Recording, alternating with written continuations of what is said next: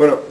Barcelona es una atracción, no sé cómo decirlo, un enganche, un enamoramiento que se produjo hace años. Yo llegué a Barcelona muy tarde, es decir, había recorrido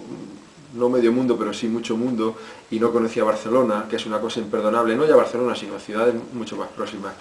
Y cuando lo visité por primera vez me atrajo, por una ciudad que yo había leído mucho, literariamente estaba muy escrita, pero también muy filmada en la literatura,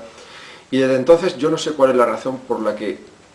antes o después termino en Barcelona. Aquí yo estaba trabajando sobre un asunto, una historia del anarquismo, que no iba a ser necesariamente en Barcelona, pero descubrí casi por casualidad el tema, el asunto del atentado del Corpus de 1896, de estas cosas que en la historia cuando estás pergeñando te tropiezas con eso. Y me atrajo mucho, primero por lo desconocido que era para mí, lo poca difusión que había tenido, y luego un tema que no estaba cerrado, un caso que nunca se resolvió, y conforme iba por curiosidad, sin intención de escribir aquello, entrando me encontré pues lo que supuso los procesos de Montjuïc, que se produjeron después, la represión tan brutal que hubo contra los anarquistas, que eran terroristas, pero luchaban contra un terrorismo también de Estado, lo que supuso aquellas 400 detenciones al día siguiente, me pareció apasionante, y aunque no era el tema que yo quería tratar, sino solamente el fondo, el escenario donde quería colocar a los personajes, finalmente decidí situarlo ahí porque tenía todas las características del escenario que yo necesitaba. En principio la historia surge de una idea de un personaje que yo encontré en el siglo XX,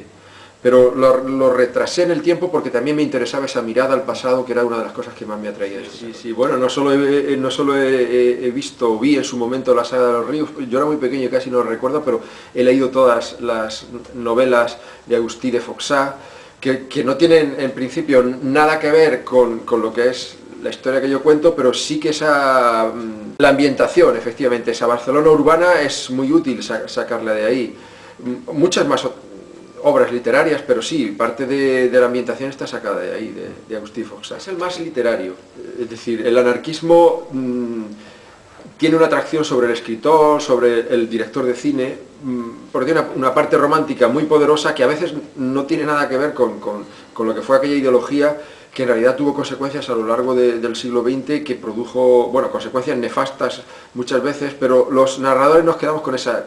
parte romántica, que es lo que nos interesa. Tratamos, o yo al menos trato de no hacer política, trato de no reivindicar absolutamente nada, porque yo no me gusta la literatura panfletaria, pero hay que reconocer que la atracción narrativa del anarquismo no la tienen otros movimientos, que sí que hay muchos a lo largo del siglo XX, pero hay una de lo romántico especial en el anarquismo, que no he descubierto yo ahora, por supuesto, y que viene bastante atrás. La documentación es la parte que más me apasiona de la novela. La escritura es otro mundo, porque ya es literatura pura, pero yo jamás encargaría a nadie la documentación. Lo que más me gusta es ir descubriendo cosas y que la historia que yo tengo en la cabeza se vaya transformando conforme avanzo en la documentación. Lo que sí es verdad que le dediqué mucho tiempo, casi siempre le dedico a la preparación de la novela, donde entra la documentación, el doble de lo que es la escritura. Cerca de 2 años a la documentación, a la estructura, a los personajes, etc.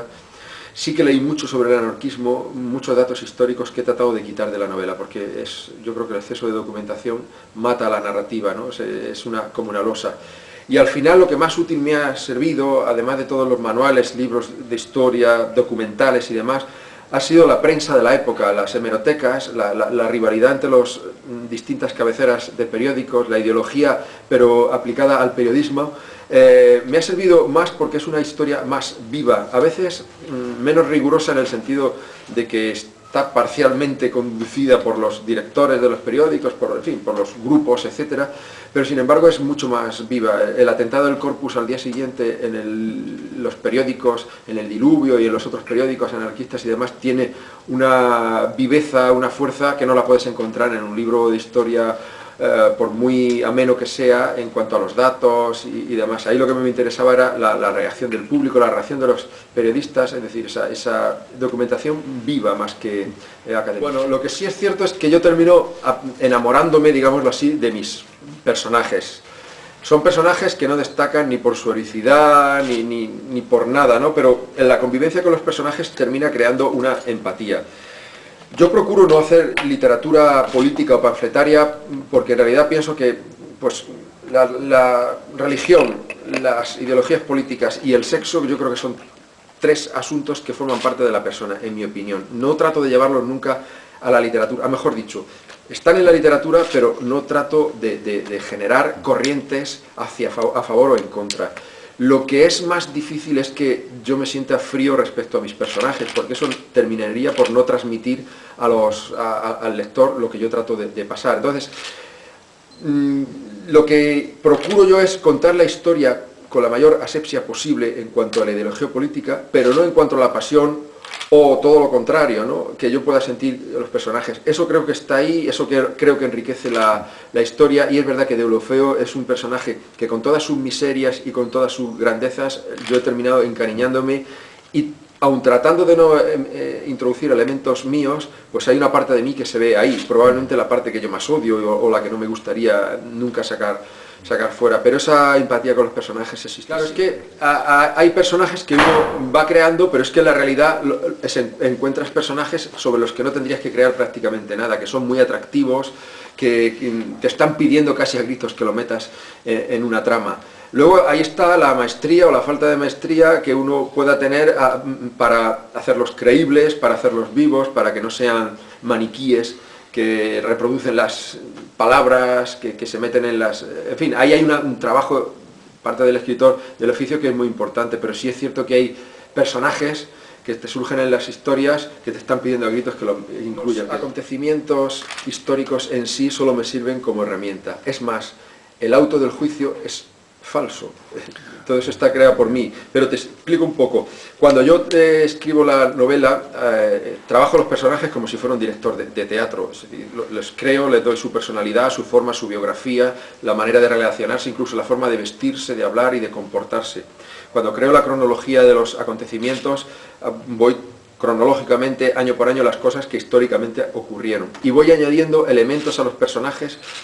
La mayor parte de los personajes están basados en personajes reales, que no quiero que se sepa porque en realidad no quiero hacer historia. Les voy añadiendo elementos ficticios, y a la historia igual, acontecimientos como el atentado del Corpus es real, pero el sumario que aparece ahí es falso. Yo lo distingo de la siguiente manera cuando empiezo, porque eso crea al final una borrachera de realidad y de ficción. Los datos que son históricos los pongo en rojo, los datos que son ficticios los pongo en azul, y lo tengo muy claro siempre. Pero cuando empiezo a escribir lo paso todo a negro en el ordenador, porque quiero olvidarlo, y aunque sé que realmente hay cosas reales y ficticias, cuando se empiezan a combinar llega un momento en que no solamente no me importa, sino que quiero no reconocerlo. Porque una de las cualidades para mí de la literatura es la posibilidad de mentir sin cometer un delito, digámoslo así. Pero no me gusta la mentira pura, es decir, la mentira basada en elementos reales que nos lleven por la ficción, es decir, mezclar cosas personales con cosas que le han ocurrido a otros, con cosas que no han ocurrido nunca. Y esa mezcla y esa confusión para mí es lo más apasionante de la literatura. Cuando estoy escribiendo llega un momento en que ya no sé distinguir si aquello lo saqué de un dato real o lo inventé un año antes cuando estaba haciendo la estructura o la trama, es cuando para mí funciona mejor la maquinaria de la creación. Eso es otra de las cosas que para mí son muy, no sé si decir divertidas o apasionantes, es decir, la metaliteratura o la investigación dentro de la investigación. Cuando yo escribo, investigo sobre el pasado, sobre el proceso de Montjuïc, sobre lo que fueron los atentados, los movimientos anarquistas, los acontecimientos, y al mismo tiempo los personajes están escribiendo dentro, o haciendo, mejor dicho, una investigación parecida. Esto que no es invención mía, pues es el juego de los espejos, o Borges lo hacía con una maestría, por supuesto, superior, y lo hace mucha gente, pues es un, entre comillas, juego literario que a mí me apasiona, me hace tomar la historia con mayor interés, y yo creo que al final, cuando uno se apasiona, toma interés con lo que está haciendo, lo termina transmitiendo al lector. Es una manera de hacer interesante lo que a uno le resulta interesante, pero digamos que es un juego, pero un juego que va muy en serio. No consigo distanciarme de la novela. Cuando yo termino la historia, estoy durante un año, 2 o 3 años tan metido dentro de la historia, que el trepidante o no trepidante, el interés o carencia de interés, el que tenga un ritmo veloz, el que lleve pierdo esa noción. Digamos que yo tengo unos esquemas por donde quiero ir, pero cuando estoy escribiendo es como modelar a ciegas. Como modelar a ciegas porque en realidad no tienes distancia. Con una cosa en la que pasas 8 o 10 horas al día durante años, llega un momento en que estás absorto, te absorbe, de manera que no puedes verlo a la distancia. Solamente a veces, cuando pasan años y vuelvo a la lectura, que lo hago muy pocas veces,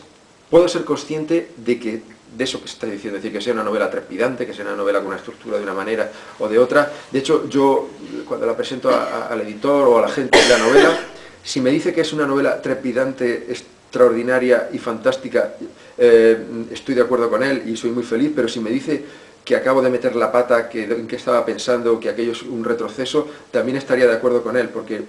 es probable que sea así y que yo no tenga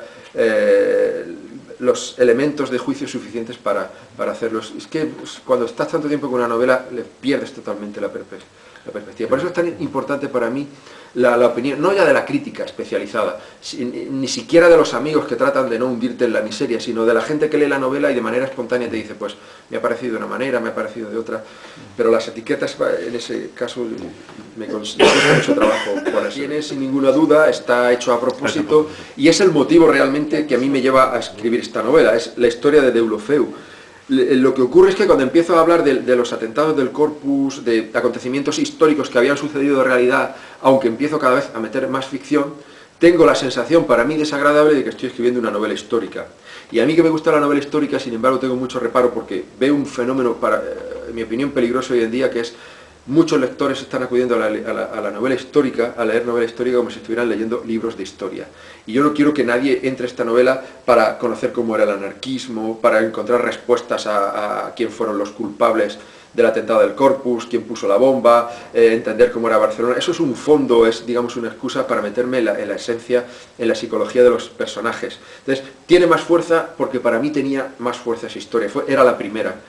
Y el paralelismo que escribo de la historia en el presente es precisamente para contrarrestar esa fuerza que se va hacia lo histórico y traerlo hacia el presente. Una novela que se cuenta desde el presente hacia el siglo XIX es más difícil que te la cataloguen. El problema no es que te la cataloguen, no, sino que entre el lector pensando que va a encontrar una novela histórica, como mucho de investigación sobre la historia. Y luego también me pareció muy interesante el paralelismo de los dos personajes, porque al principio mi idea, cuando yo empezaba a escribirlo, solamente era Deulofeu, pero las cárceles imaginarias de Deulofeu y las cárceles imaginarias de Matías Ferré y el nexo de unión que en toda la novela va buscando a través de la investigación y que se resuelve al final, me pareció mucho más interesante que contar una novela que parecía una novela, si no histórica, una novela de época, y no era lo que... El título no es original mío, como casi nada, está tomado de un libro que escribió y publicó Pere Corominas, un periodista del siglo XIX, de ideas anarquistas, que fue encarcelado, como otras 400 personas, después del atentado de 1896 del Corpus. Hubo 400 personas encarceladas, torturadas, 5 fusilados, muchos deportados, otros desaparecidos. Entre uno de ellos estaba Pere Corominas. Pere Corominas, cuando salió, escribió un libro de denuncia de todo lo que había ocurrido allí, se tituló en catalán Les Presons Imaginàries, que son las prisiones o las cárceles imaginarias. Y aunque hablaba de aquello, yo lo tomé como símbolo o metáfora de esas cárceles imaginarias que atrapan a los personajes, pero yo creo que nos atrapa a nosotros en nuestra vida diaria, familiar, privada, pero también pública, esas cárceles que hacen al hombre que no sea libre sin embargo tener esos barrotes, ese hormigón que nos separa, y que son en las cárceles donde están los dos personajes de la novela. Pero el título está tomado de Pere Corominas.